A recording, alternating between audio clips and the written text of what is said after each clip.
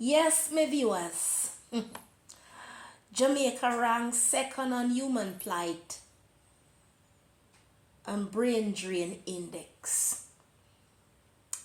May I try if y'all understand the whole idea it. That's how we gone bad. Jamaica has been ranked as second place out of 177 countries on the 2022 edition of the Human Flight and Brain Drain Index. Brain drain. Listen to your word, brain drain. The ranking, which is compiled by businesses and economic website, the globaleconomic.com, assesses the economic impact of human displacement or economic or political reasons and the consequence this may have on the country's development. The higher the index, the greater the human displacement. Global Economic website said, Jamaica has a human flight and brain drain index score at 9.1, with Samoa toppling the list with a perfect score of 10. Of note, Global Economics said its arrival at this index indicator for each country by examining available data between 2007 and 2022 from a wide range of sources, including national authorities, the World Bank, United Nations, and the International Monetary Fund, otherwise we call it the IMF. For that indicator, we provide data for Jamaica from 2007 to 2022. The average value for Jamaica during that period was 7.66 point, with a maximum of 6.3 index point in 2009 and a maximum of 91 index point in 2022, the website said.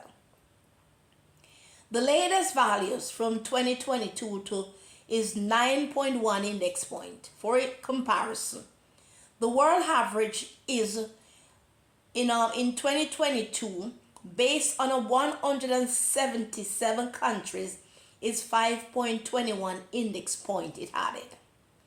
Elsewhere on the index, Palestine placed third with a score of 8.8, while Micronesia and Somalia round up to a top 5 with a similar point of 8.7 index points. Haiti and Guyana were the only other Caribbean nation to top 10, being ranked in 9th and 10th place respectively.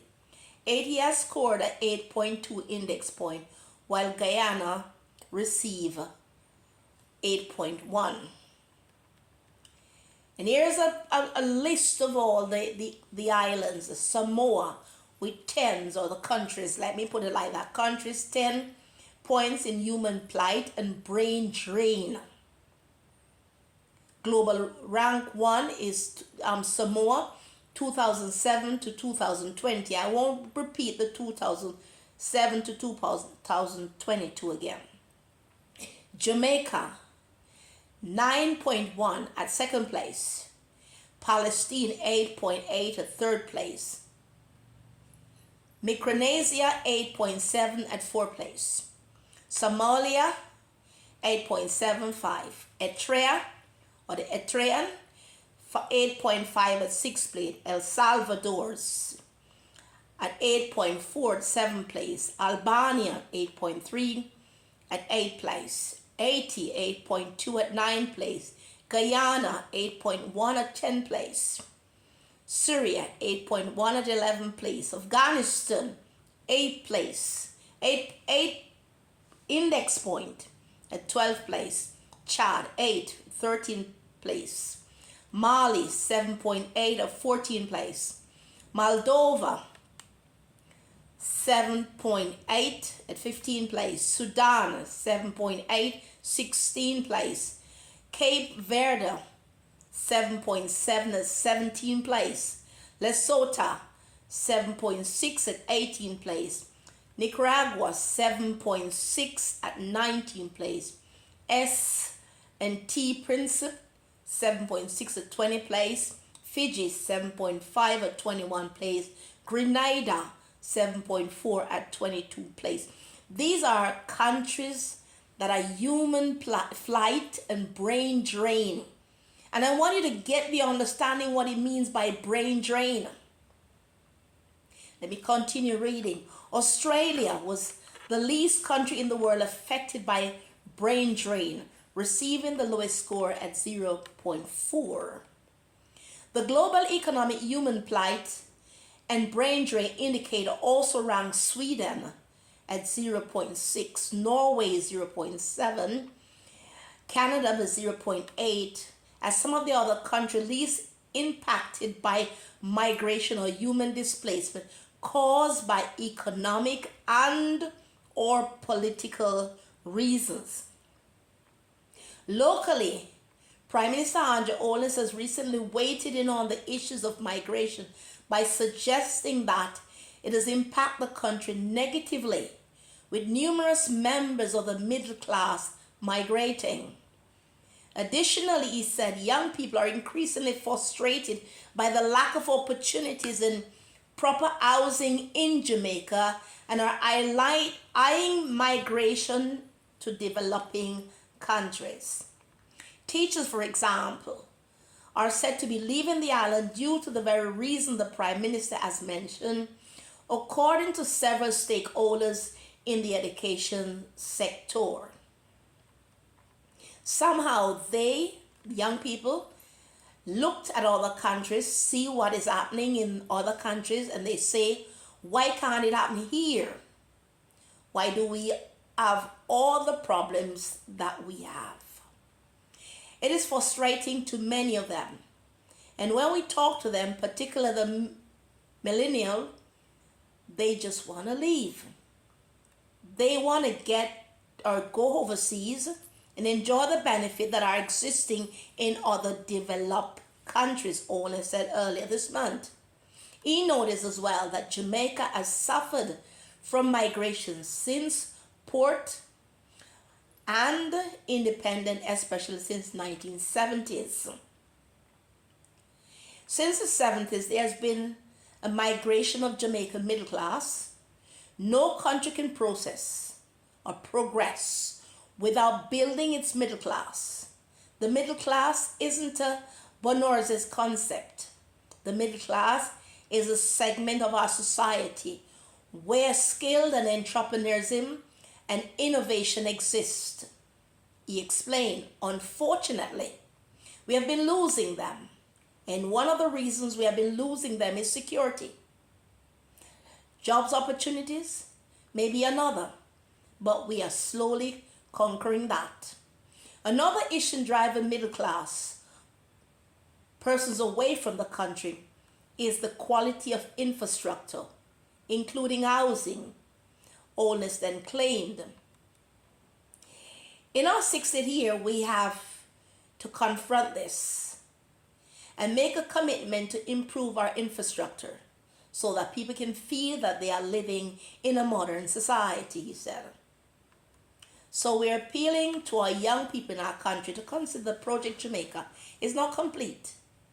And you have a role, not just to be critical of the incompleteness and the failures of Project Jamaica, but we have a role in making Project Jamaica a success, urged Holness. Now, there are a lot of things here to go through. This is just from the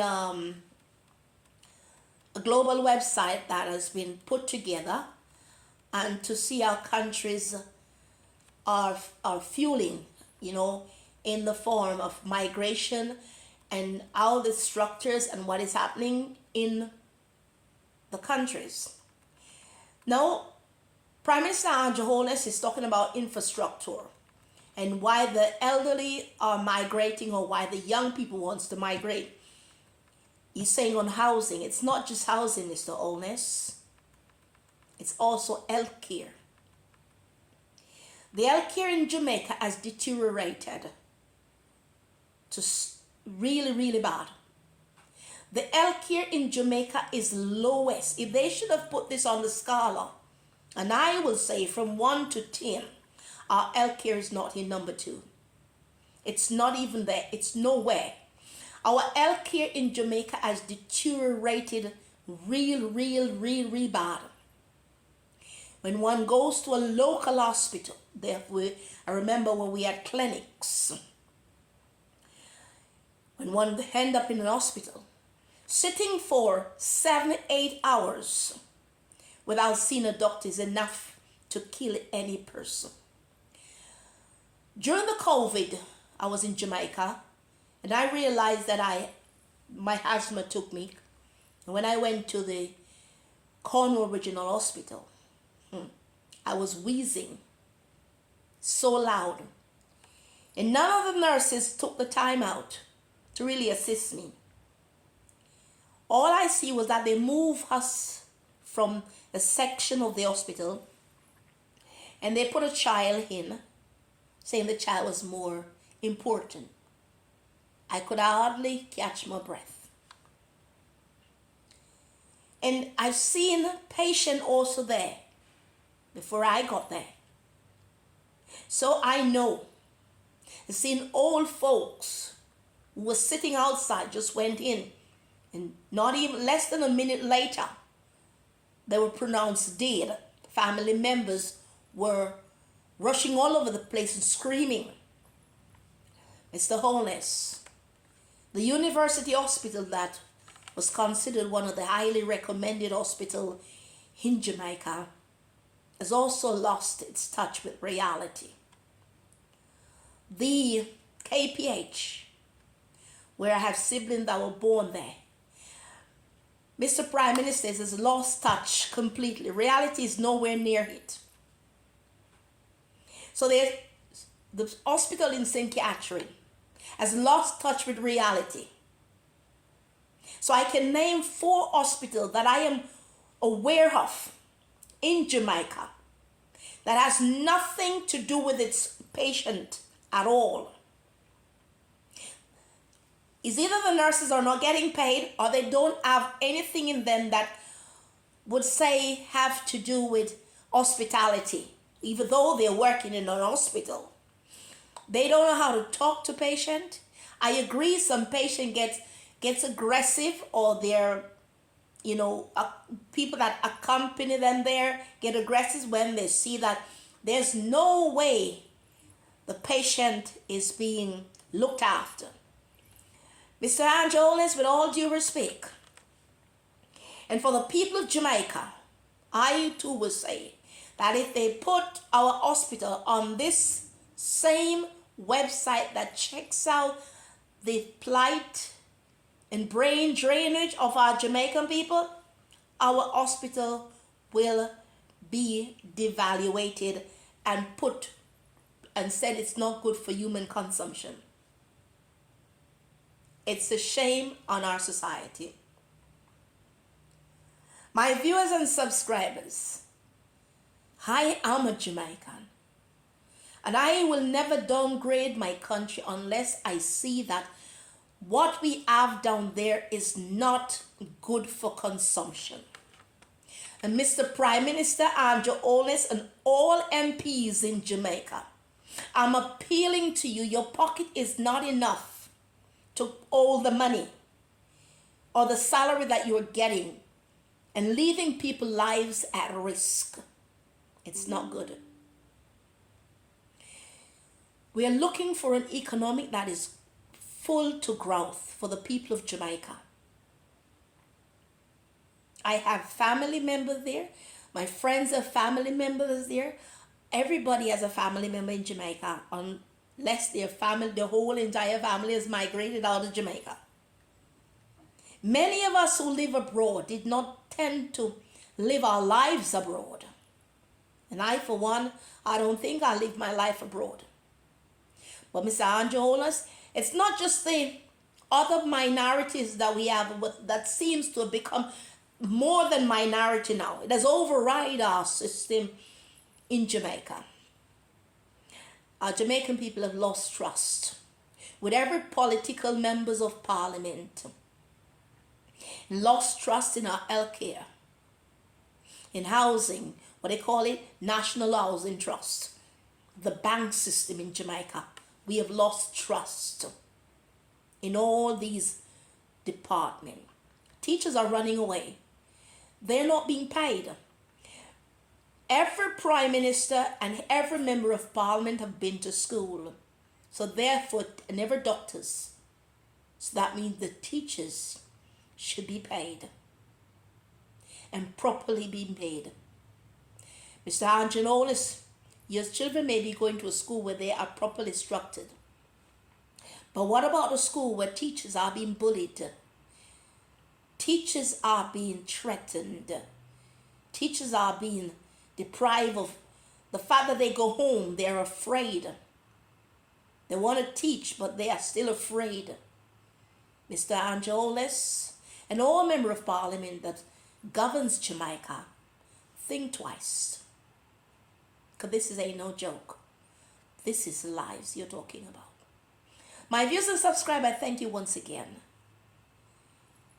As I said, and I will always say it, walk in peace. Shalom.